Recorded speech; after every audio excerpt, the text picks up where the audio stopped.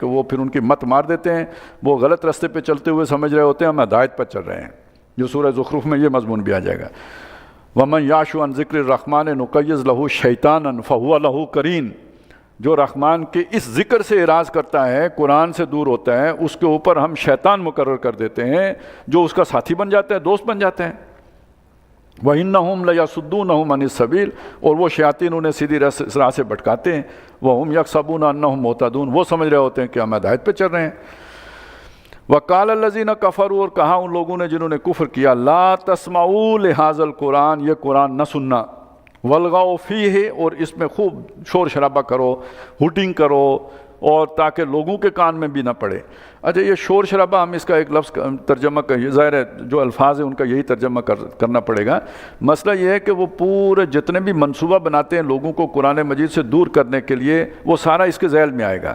وہ جو نضر بن حارث جو لونڈیاں لے کے آیا تھا اور لوگوں کو قصے کہانیاں سناتا تھا، تو ظاہر ہے وہ بھی کوئی موسیقی کا شور تو ہوتا ہوگا نا، وہاں پہ کوئی گانے گائے جاتے ہوں گے، کوئی جو ہے نا وہ گلوکاری کی مطلب ظاہر ہے گلے کے فن کا مظاہرہ کیا جاتا ہوگا، کوئی جسم کے فن کا مظاہرہ بھی ہوتا ہوگا، جسم کی شاعری ہے تو دوسری شاعری بھی ہے، تو وہ بھی اٹریکٹیو چیز ہے۔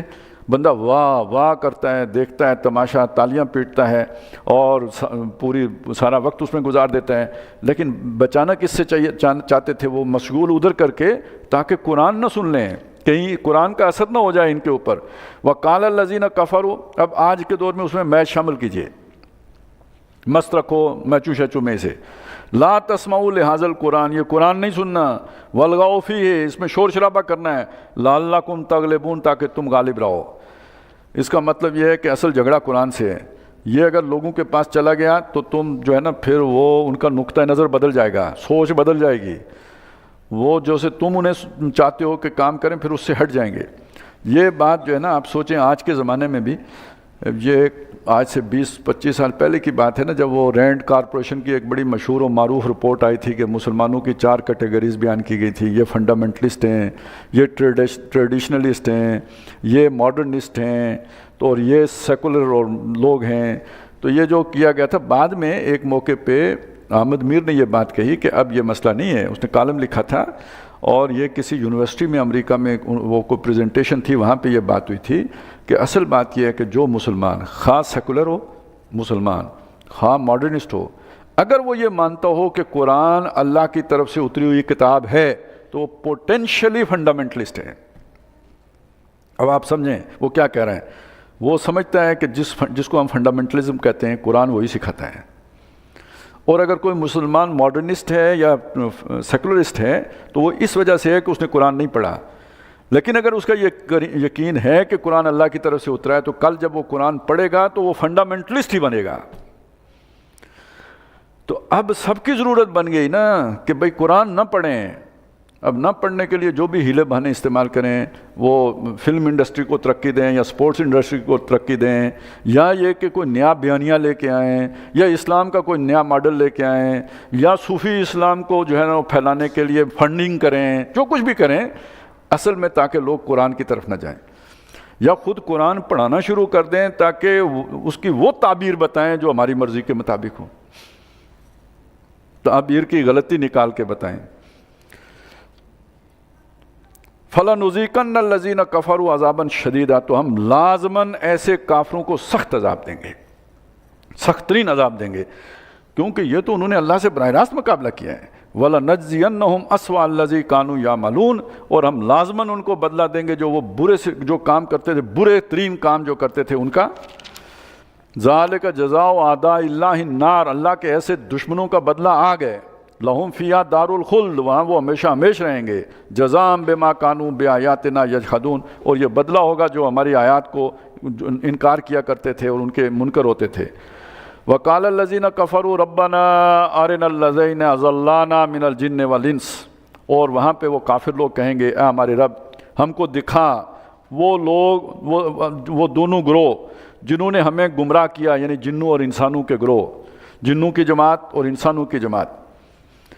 ہمیں تو گمراہ انسانوں نے کیا، ان کے پیچھے جنات کا پورا عمل دخل شامل تھا، تو دونوں نے مل کے کیا، وہ ہمیں دکھا۔ نجعلہما تحت اقدامنا، تاکہ ہم انہیں رکھیں اپنے پاؤں کے نیچے۔ یہ دوزخیوں کی خواہش ہے کیونکہ گمراہ تو وہ ہوئے، تکلیف انہیں ہے، جسے کہتے ہیں دل میں ساڑ ان کے ہے، جو ان کی گمراہی سے بچ کے جنت چلے گئے انہیں تو کوئی ساڑ نہیں ہے نا، وہ تو اللہ نے، وہ تو شکر کر رہے ہیں اللہ تو نے بچا لیا، وہ قرین میرے ساتھ نہیں تھا تو نہیں تو مجھے بھی دوزخ میں لے جاتا۔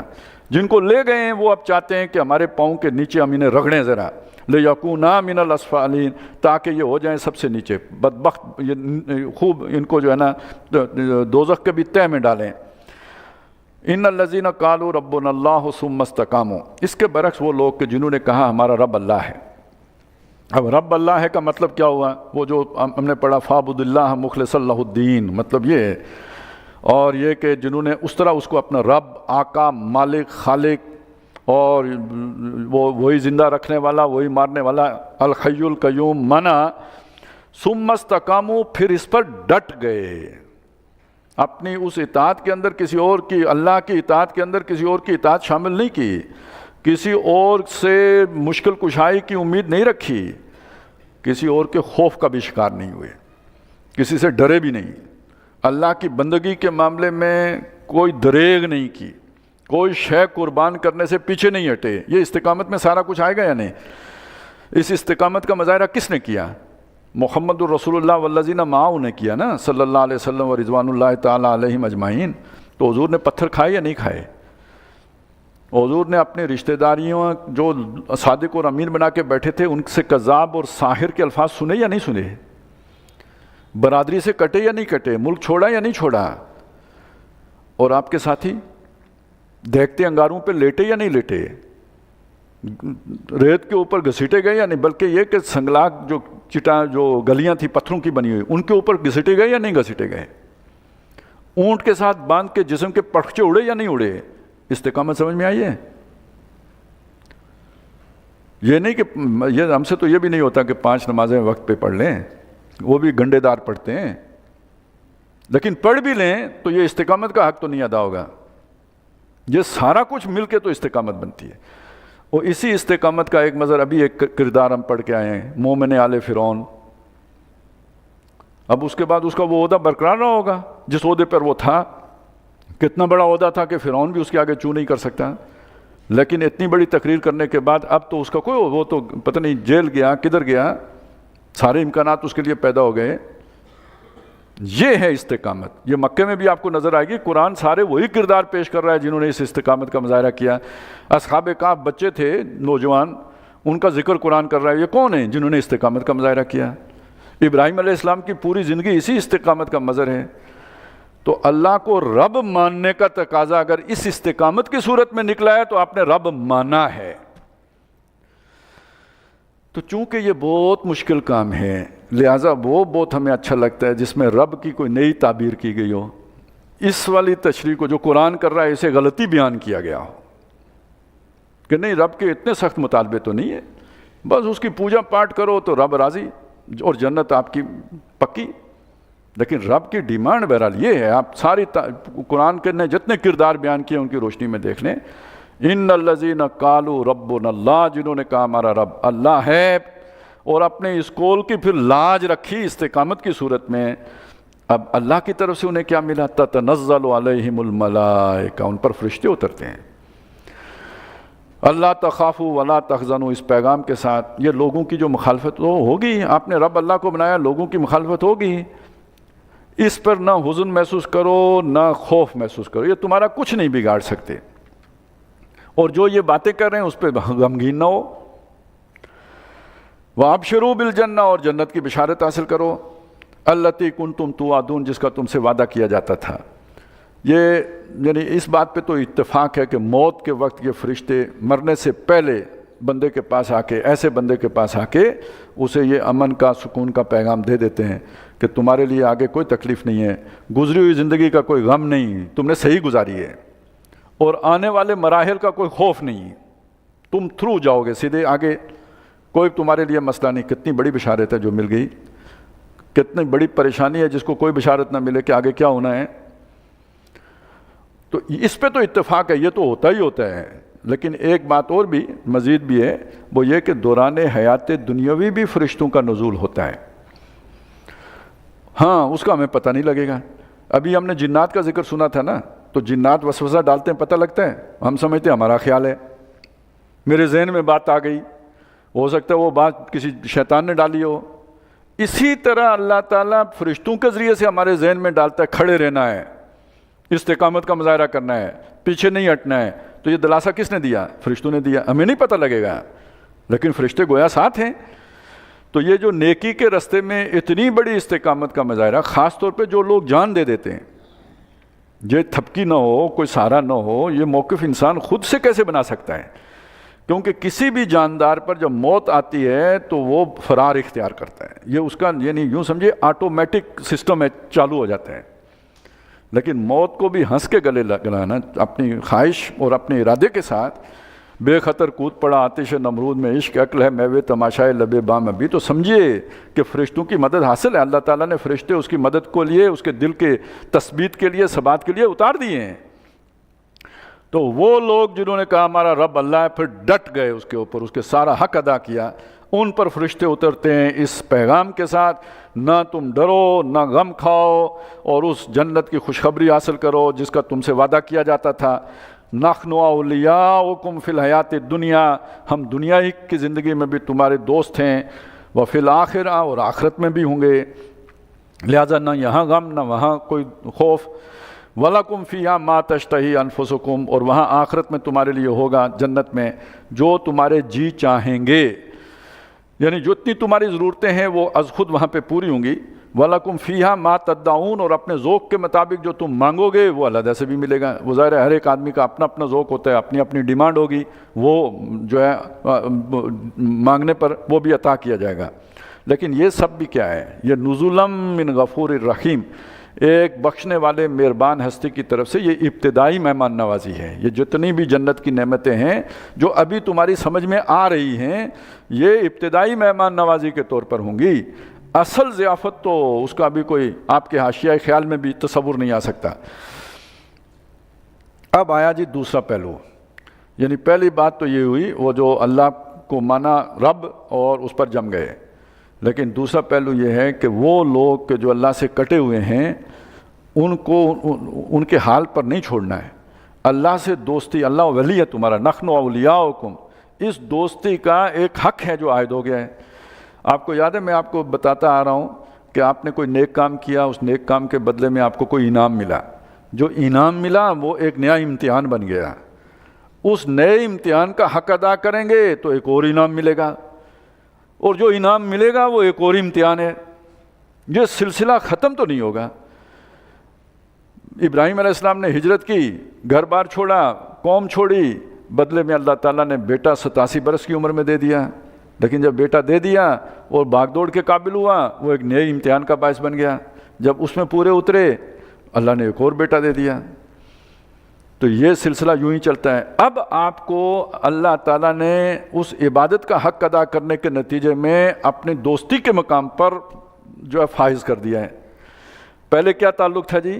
رب اور بندہ، اب اللہ نے گویا اپنا ولی ڈکلیئر کر لیا ہے، اللہ ولی الذین آمنوا۔ تو جب اس مقام پر آئے تو اس کا بھی ایک تقاضا ہے، وہ کیا ہے؟ وَمَنْ أَحْسَنُ قَوْلًا مِّمَّنْ دَعَا إِلَى اللَّهِ، اس سے بڑھ کر خوبصورت بات، حسین بات، بہترین بات کس کی ہوگی جو اللہ کی طرف بلاتا ہو؟ انسان کو اللہ تعالیٰ نے جو سب سے بڑی خوبی دی ہے وہ بولنے کی صلاحیت کی ہے، اور یہ بڑی صلاحیت ہے اس کی، اور اسی لیے وہ حیوان ناطق کہلاتا ہے۔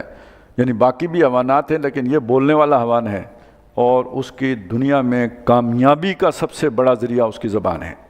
آپ بہترین پروفیشنل ہیں، اور یہ لیکن یہ کہ اگر آپ کو بات کرنے کا ہنر نہیں ہے تو آپ کو کلائنٹ نہیں ملے گا، ملے گا تو آپ سے مطمئن نہیں ہوگا۔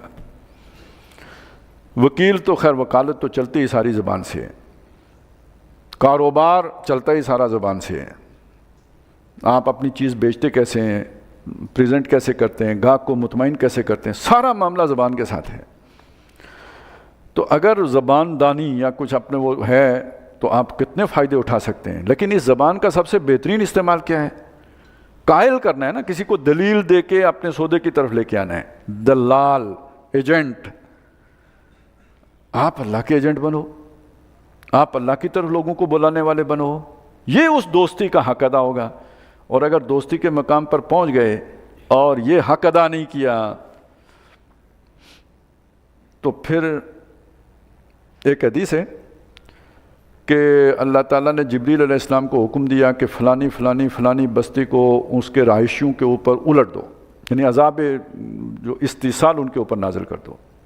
تو حضرت جبریل نے عرض کی کہ اے باری تعالیٰ، وہاں تیرا ایک ایسا بندہ بھی رہتا ہے، فلانی بستی میں ایک ایسا بندہ بھی ہے جس نے پلک جھپکنے کی دیر برابر بھی کبھی گناہ نہیں کیا ہے، تیری نافرمانی، کسی حکم کو نہیں توڑا۔ اب دیکھیں یہ سورہ زمر والا تقاضا پورا کر لیا اس نے یا نہیں کر لیا؟ فَاعْبُدُوا اللَّهَ مُخْلِصِينَ لَهُ الدِّينَ والا تقاضا پورا ہو گیا یا نہیں ہو گیا؟ اللہ کی اطاعت کرنے میں، خالص اطاعت کرنے میں کوئی کسر نہیں چھوڑی ہے اس نے۔ پکارتا بھی تجھے ہے، کوئی شرک نہیں، تیرا بندہ ہے۔ جبریل یہ بات اس لیے کر رہے ہیں کہ اس کے ہوتے ہوئے بھی پلٹ دوں۔ تو اب اللہ تعالیٰ کہتے ہیں کہ اس پر بھی پلٹو، باقیوں پر بھی پلٹو۔ کیوں؟ میرے احکامات کی نافرمانی ہو رہی تھی، میرا دوست گھر بیٹھا رہا، میری غیرت میں اس کا کم از کم چہرہ تو سرخ ہوتا، وہ بھی نہیں ہوا۔ تو اب جو عذاب آئے گا اس سے وہ بندہ بھی نہیں بچے گا۔ تو یہ کس چیز کا تقاضا ہے؟ اللہ کے محبت ہے اللہ سے، اللہ ولی ہے، توحید ہے، تو توحید کا ایک تقاضا یہ بھی ہے کہ جو لوگ اللہ کو واحد نہیں مانتے، جو لوگ اللہ کو احد نہیں مانتے، جو لوگ اللہ کو اپنا محبوب نہیں قرار دیتے، جو اسے رب ماننے کے لیے تیار نہیں، الہ نہیں مان پا رہے، آپ اٹھو، غیرت کھاؤ، اللہ کی غیرت میں اٹھو، ان کو اللہ سے جوڑو، جو نافرمان ہیں انہیں نافرمانی پہ ٹوکو، امر بالمعروف کرو، نہی عن المنکر کرو، تب آپ دوست ہو۔ اور اگر یہ نہیں کرتے تو پھر جب اللہ تعالیٰ سزا دے گا تو پھر گیہوں کے ساتھ یہ گھن بھی پسے گا۔ تو اس کا مطلب یہ ہے کہ دوستی کا حق ادا تبھی ہوتا ہے جب دعوت لوگوں کو دی جائے اللہ سے جڑنے کی۔ یہ بھی توحید کا عملی تقاضا ہے۔ قولی توحید، عقیدے کی توحید اپنی جگہ پہ، لیکن لما تقولون ما لا تفعلون سے بچنے کا تقاضا یہ ہے کہ یہ دعوت کا کام کیا جائے۔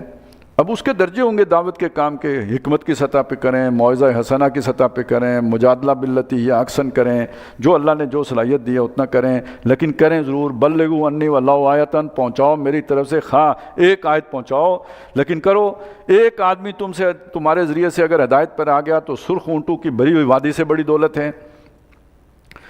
وَعَمِلَ صَالِحًا، اور نیک عمل کرے، وہی استقامت اس عمل صالح کے اندر آ گئی۔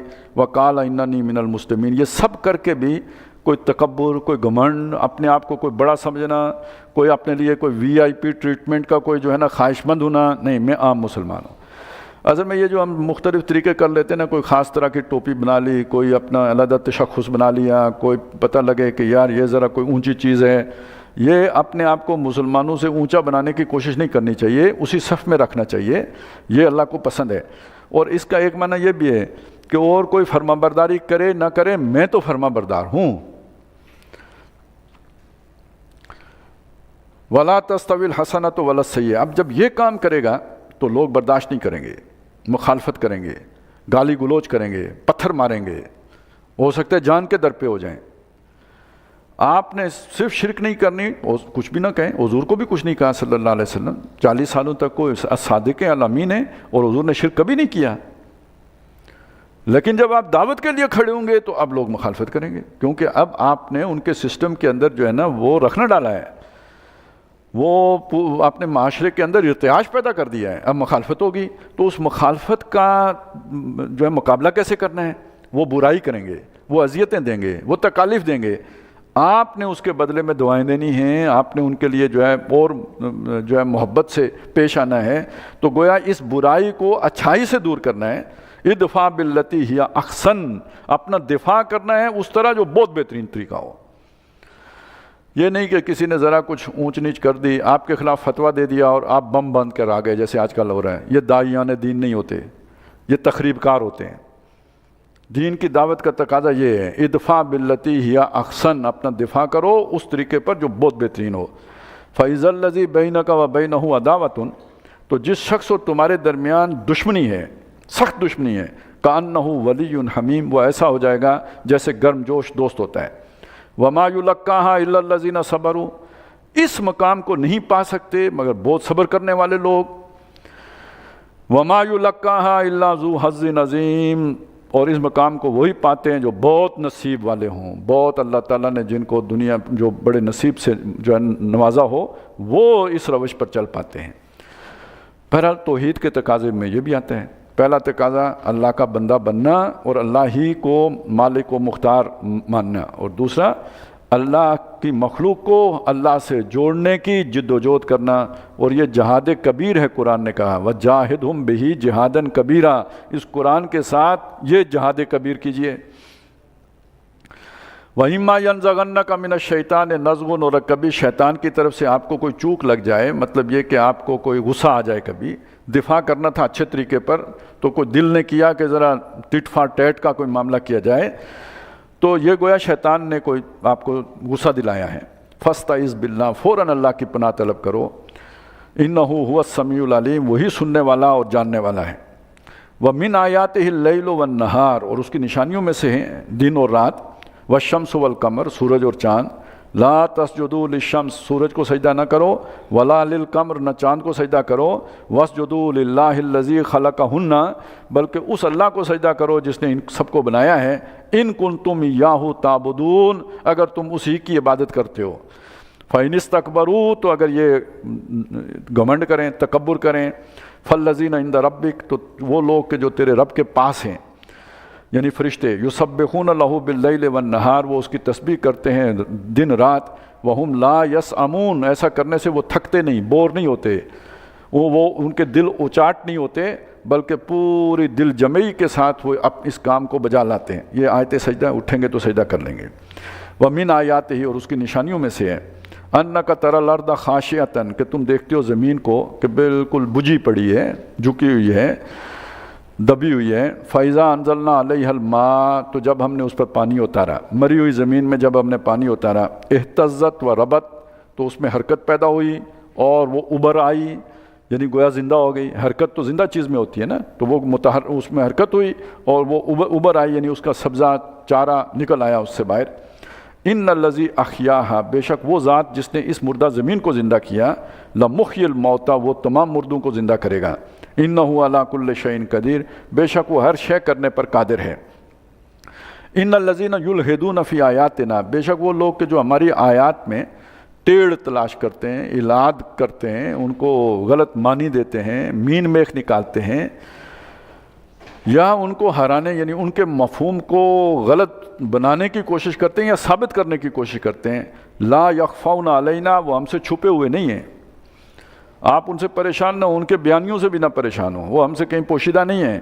افمن یلقی فی النار خیر، بلا جو ڈالا جائے آگ میں وہ بہتر ہے، ام من یاتی آمنا یوم القیامہ، یا جو قیامت کے دن پورے سکون سے، امن سے، اطمینان سے آئے وہ بہتر ہے۔ اس کا مطلب ہے کہ اس طرح کی حرکتیں کرنے والوں کا انجام بہت برا ہے۔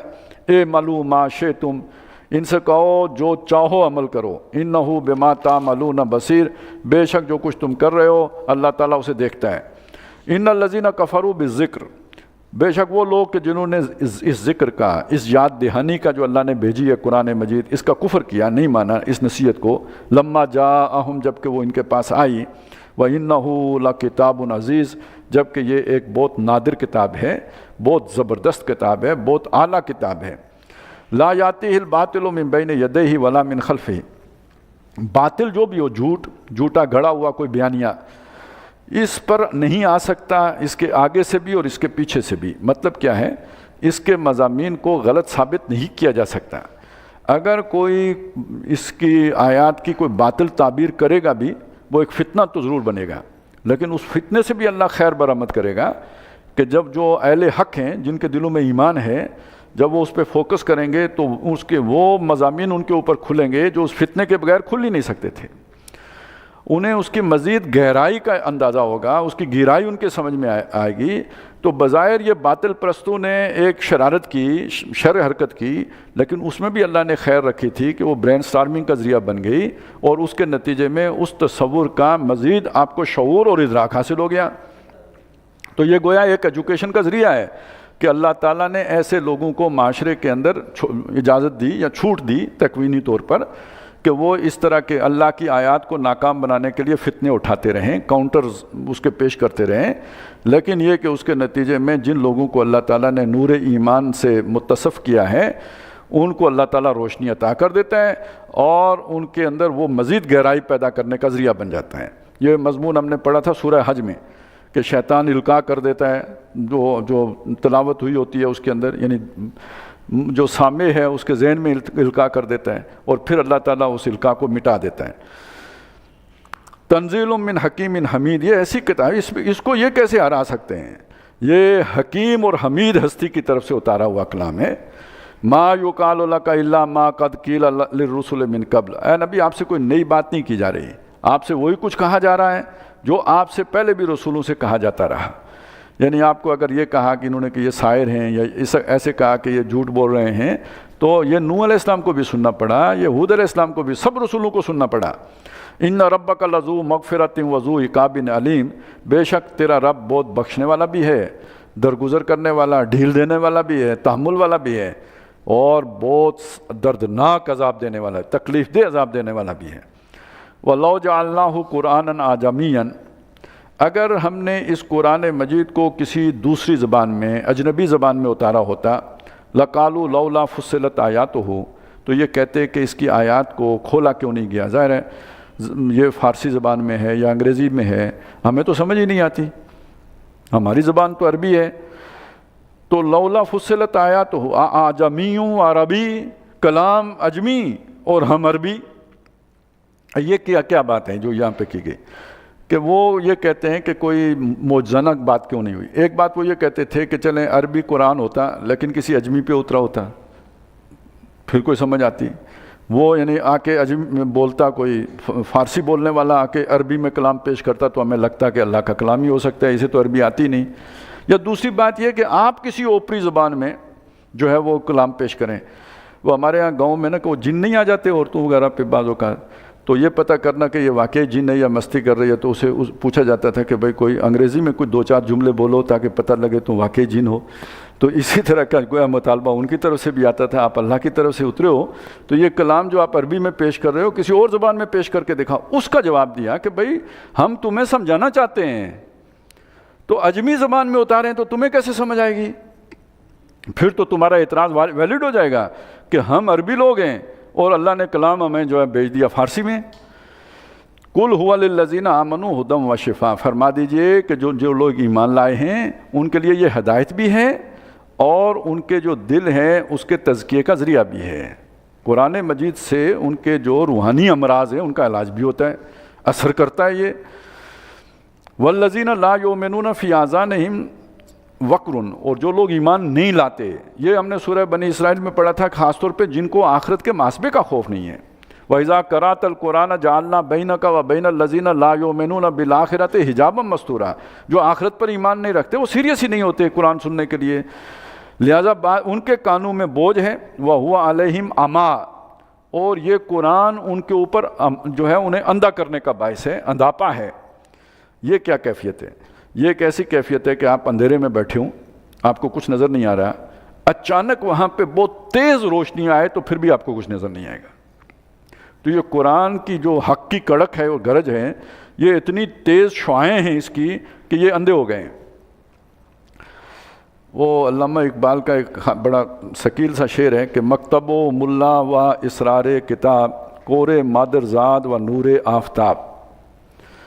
یہ آپ کو کتے کے بچے کا پتہ ہے نا، پلا جسے کہتے ہیں، وہ اس کی آنکھیں نہیں کھلتی، روشنی میں نہیں کھول سکتا، وہ ذرا بڑا ہوتا ہے تو آنکھیں کھلتی ہیں۔ تو اقبال کہتے ہیں کہ یہ جو عام ہمارا جو مکتبے میں اور یہ جو مدرس میں جو کتابیں پڑھائی جاتی ہیں، یہ ایسا خول چڑھ جاتا ہے بندے کے اوپر کہ جیسے وہ نیا پیدا ہوا پلا ہوتا ہے، اسے کچھ نظر نہیں آتا سورج کی روشنی میں، ایسے ہی یہ قرآن کے جو اصل مضامین ہیں وہ ان کے اوپر اندھاپے کا باعث بن جاتے ہیں۔ وَهُوَ عَلَيْهِمْ عَمًى، وہ ان کے حق میں جو ہے وہ یعنی ایک ایسا چکا چوند روشنی ہے جو ان کی آنکھیں اچک لیتی ہے، بصارت اچک لیتی ہے۔ اولئک ینادون من مکان بعید، وہ پکارے جاتے ہیں کسی دور کی جگہ سے۔ دور سے جب کوئی بلاتا ہے آواز آتی ہے کہ کوئی بلا رہا ہے، کیا کہہ رہا ہے سمجھ نہیں آتی۔ وہ پرانے جو ٹیلی فون ہوتے تھے کہ وہ کہتے ہیں وہ جو ہے نا آواز نہیں آ رہی، پھر سے بولو، یا آج بھی نیٹ ورکنگ کا پرابلم ہو جائے تو یہ اصل میں انہیں آواز آ رہی ہے کہ کوئی بات کر رہا ہے، سمجھ نہیں آتی،